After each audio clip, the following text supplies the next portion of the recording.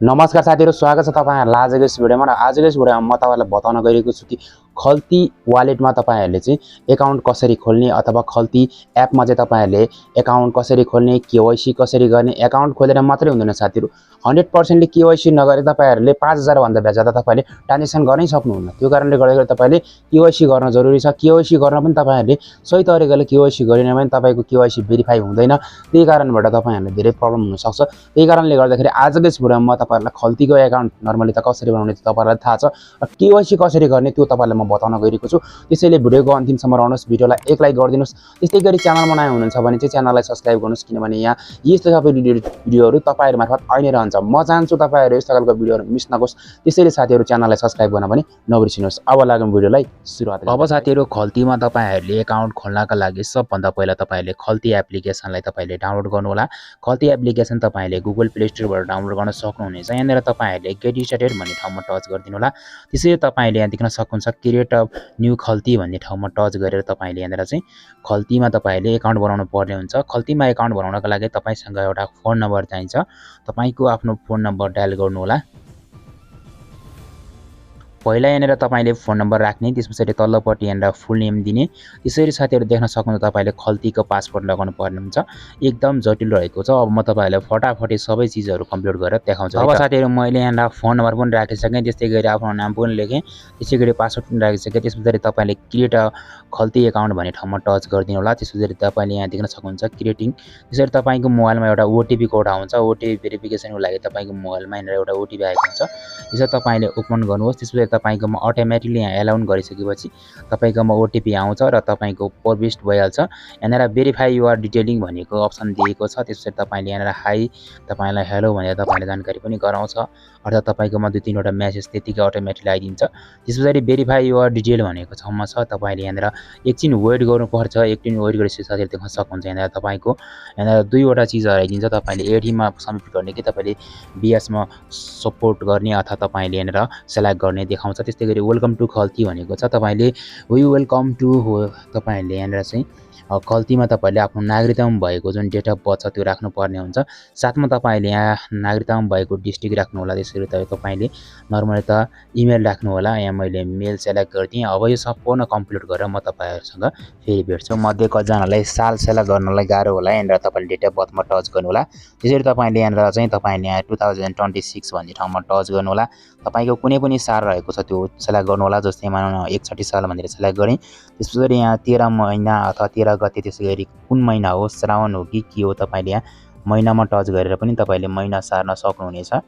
महिना तपाईले यहाँनिर यस्तो गरेर तपाईले टच गरेर यहाँनिर फटाफटी तपाईले यहाँबाट डेट पनि लेख्न सक्नुहुन्छ। जस्तै मानौँ तपाईको 6 महिना हो कि 7 महिना हो, तपाईले यस्तै गरी लेख्न सक्नुहुन्छ। जस्तै म 8 महिना यसरी ओके गरिदिएपछि यहाँनिर तपाईको यहाँनिर फटाफटी यो जुन डेट अफ बर्थ छ त्यो हुन्छ। त्यस्तै गरी डिस्ट्रिक्ट तपाई बसेको डिस्ट्रिक्ट कुन हो, जस्तै तपाईले आफ्नो सेलेक्ट गर्न सक्नुहुनेछ। मैले यहाँनिर कञ्चनपुर भनेर सेलेक्ट गरे। यहाँनिर तपाईको इमेल फटाफटी लगाउनु होला। अब तपाईहरुले त्यो सबै कुरा कम्प्लिट गरिसकेपछि तपाईहरुले यहाँ खल्ती जुन चाहिँ एमपिआईएन अथवा एमपिन भनेर तपाईले सेलेक्ट गर्न लाउँछ। यो एमपिन तपाईले ट्रान्जेक्सन पिनको रूपमा युज गर्नुपर्ने हुन्छ। त्यही कारणले गर्दाखेरि तपाईहरुले यो एमपिन चाहिँ तपाईले एकदमै सिक्रेटली तपाईले राख्नु होला है त। अब साथीहरु तपाईले एमपिन राखिसकेपछि तपाईले यहाँनिर सेट अप खल्ती भन्ने ठाउँमा टच गर्नु होला। त्यसरी तपाईले खल्ती अपडेट भन्ने ठाउँमा तपाईले टच गर्नु होला। त्यसरी तपाईले यहाँनिर तपाईको खल्ती जुन चाहिँ छ त्यो अब एकाउन्ट सो हुन्छ। जस्तै यहाँनिर अब यहाँनिर लेटरमा क्लिक गर्नु होला। तपाईले फिंगरप्रिन्ट पनि राख्न सक्नुहुन्छ। 1-2 वटा एड आउँछ, तपाईहरुले यहाँनिर हेर्दा इग्नोर गर्नु होला। त्यसपछि साथीहरु तपाईको खल्ती एकाउन्ट छ त्यो कम्प्लिटली भन्छ। यहाँनिर होमको स्क्रिनमा टच गरेपछि तपाईको यहाँनिर रकम कति छ त्यो देखाउँछ। त्यस्तै गरी तपाईले यहाँनिर नदेखाउने पनि बनाउन सकिन्छ, साथमा तपाईले देखाउने बनाउन सकिन्छ। अब साथीहरु अझै पनि तपाईले खल्ती केवाईसी गर्न बाँकी नै छ। खल्ती केवाईसी यहाँनिर तल देख्न सक्नुहुन्छ।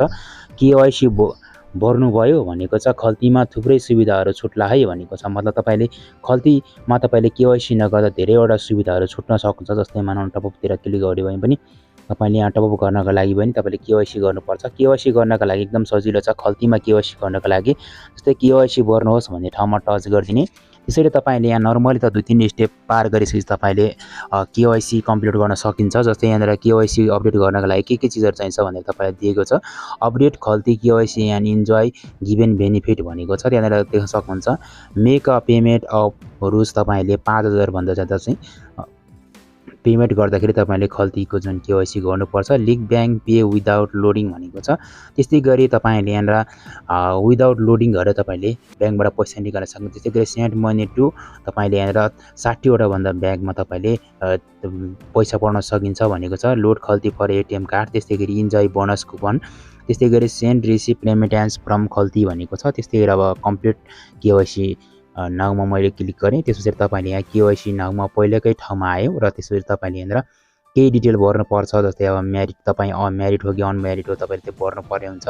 जस्तै म यहाँ सिंगलमा क्लिक गरिदिएँ। त्यसपछि अब सिंगलमा क्लिक गरिसकेपछि तपाईले यहाँनिर तलतिर आफ्नो जुन पर्सनल डिटेल्स छ त्यो भर्नुपर्छ। म पर्सनल डिटेल्स भरेर तपाईलाई म फेरि भेट्छु।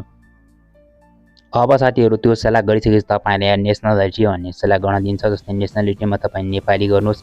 त्यसैगरी तपाईसँग के छ त, अब तपाईसँग जस्तै अब सिटिजनशिप छ भने सिटिजनशिप, त्यस्तै गरी तपाईसँग डिभिस्ट कार्ड छ, ड्राइभिङ लाइसेन्स, प्यान कार्ड, त्यस्तै गरी पासपोर्ट, भोटर आइडी के छ। मसँग सिटिजनशिप छ।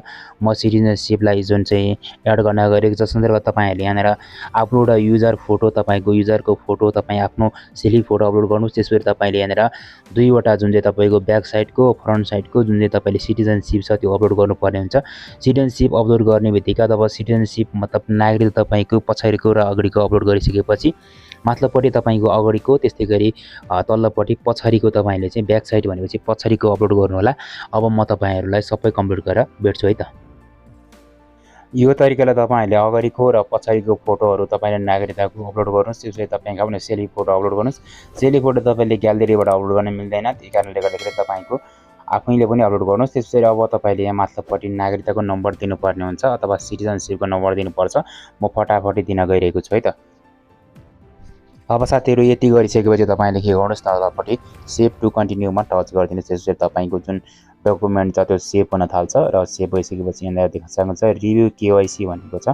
तपाईले यहाँ पर्सनल डिटेलमा क्लिक गरेर तपाईले पर्सनल डिटेल हेर्न मिल्छ। तल्लोपट्टि डकुमेन्ट डिटेल हेर्न मिल्छ। तपाईले यहाँ सबमिट भन्ने बटनमा टच गर्नुस्। त्यसपछि तपाईले यहाँ ओकेमा क्लिक गरिदिनुस्। अब तपाईको यहाँनिर जुन चाहिँ सबमिटिङ KYC भनेको छ यहाँनिर देख्न सक्नुहुन्छ। तपाईले यहाँनिर सजिलो तरिकाले तपाईको जुन KYC छ त्यो सबमिट भइसकेको छ। तपाईको 12 घण्टा भित्र तपाईलाई त्यो तपाईको जुन KYC सबमिटन भइ तपाईको त्यो KYC सबमिट भइसकेको छ र 12 घण्टा भित्र तपाईलाई KYC राम्रो भयो कि भएन तपाईलाई SMS मार्फत जानकारी गराइन्छ भनेर सम्पूर्ण जानकारी दिएको छ। अब साथीहरु यसलाई ओके गर्दियौ र हाम्रो KYC कम्प्लिट भइसकेको छ र हाम्रो फोन नम्बर पनि सो भइसकेको छ र यहाँ KYC पेन्डिङ भनेर देखेको छ। र तपाईले यो तरिकाले तपाईले KYC गर्न सकिन्छ र तपाईले खल्तीमा तपाईले अकाउन्ट पनि बनाउन सकिन्छ। KYC तपाईको राम्रो फोटो र तपाईले सही डिटेल दिनुभयो भने 100% तपाईको KYC हुन्छ। आजको यस भिडियोमा मैले तपाईहरुलाई KYC कसरी गर्ने, त्यस्तै गरी खल्तीमा अकाउन्ट कसरी बनाउने भन्ने तपाईलाई जानकारी दिएँ। यहाँलाई भिडियो कस्तो लाग्यो सो भिडियोलाई लाइक, त्यस्तै गरी च्यानललाई सब्स्क्राइब गर्न नबिर्सनु होला।